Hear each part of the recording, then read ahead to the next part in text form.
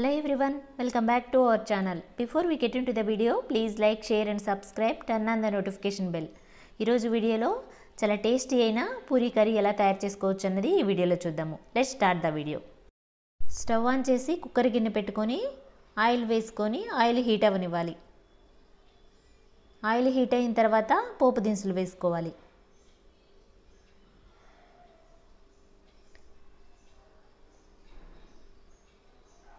పోపు దినుసులు వేగిన తర్వాత ఆనియన్స్ వేసుకోవాలి.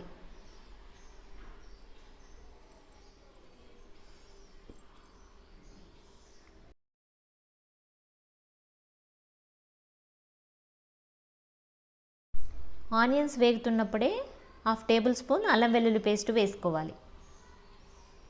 అల్లం వెల్లుల్లి పేస్ట్ కూడా బాగా వేగనివ్వాలి. ఇప్పుడు కర్రీ లీవ్స్ వేసుకోవాలి. ఇప్పుడు పొటాటో, క్యారెట్, పచ్చిమిర్చి వేసుకోవాలి.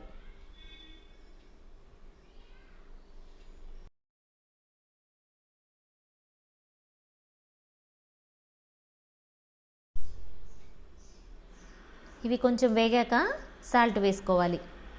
నేను 1 టేబుల్ స్పూన్ సాల్ట్ వేసుకున్నాను. 1/2 టేబుల్ స్పూన్ పసుపు,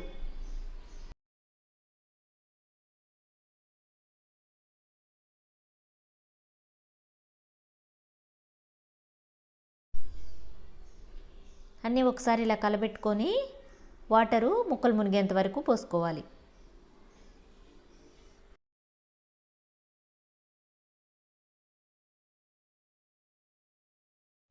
ఇప్పుడు మూత పెట్టుకొని 1 విజిల్ వచ్చే వరకు ఉంచుకోవాలి. ఒక విజిల్ వచ్చినట్లయితే ఉడుకుతుంది. ఇప్పుడు ఒక బౌల్లోకి 1 టేబుల్ స్పూన్ శనగపిండి వేసుకొని కొంచెం వాటర్ వేసుకొని కలుపుకోవాలి. ఉండలు లేకుండా కలుపుకొని పక్కన ఉంచుకోవాలి.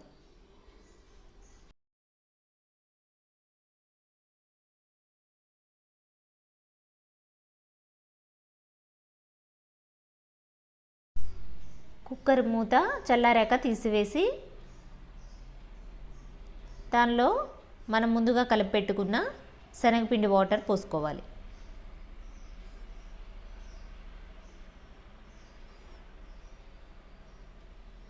ఇప్పుడు సిమ్లో పెట్టుకొని పోయి మొత్తం ఒకసారి కలబెట్టుకోవాలి. అలా కలబెట్టుకున్నట్లయితే ఈ శనగపిండి వాటర్ వేసినంత వల్ల చిక్కబడుతుంది కర్రీ అనేది. ఒక 2 మినిట్స్ స్టవ్ మీద ఉంచేసుకొని తర్వాత స్టవ్ ఆఫ్ చేసేసుకోవాలి. ఇలా ప్రిపేర్ చేసుకుంటే చాలా త్వరగా టేస్టీగా పూరీ కర్రీ అనేది రెడీ అయిపోతుంది.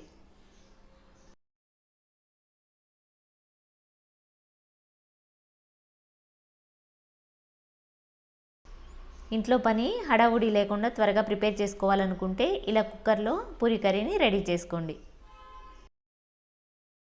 ఈ వీడియో మీకు నచ్చింది అనుకుంటున్నా. నచ్చితే లైక్ చేయండి, షేర్ చేయండి, సబ్స్క్రైబ్ చేసుకోండి. ఇలాంటి మరిన్ని వీడియోస్ కోసం నా ఛానల్ని సబ్స్క్రైబ్ చేయండి. మీ ఫ్రెండ్స్కి, ఫ్యామిలీ మెంబర్స్కి షేర్ చేయండి. Thanks for watching.